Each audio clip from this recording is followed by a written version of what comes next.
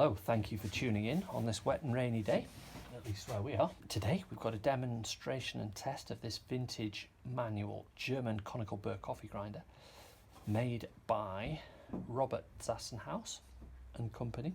Not sure of the model number. If I can come up with one, I will post it in the description. Made 1920s, possibly early 30s. Interesting thing about this one, got a slightly less common style of hopper cover, which is a swinging hopper cover at the front, clips under a little spring on the left there. Quite a tidy little solution. The test is, as it always is, we're going to take 7 grams of coffee beans and we're going to put the grinder on its finest setting, and we're going to see how it does both for speed and consistency of grind.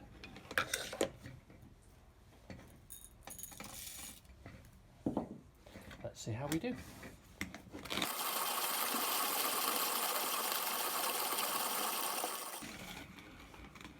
So just under 40 turns there, which makes it a fast grinder in my mind.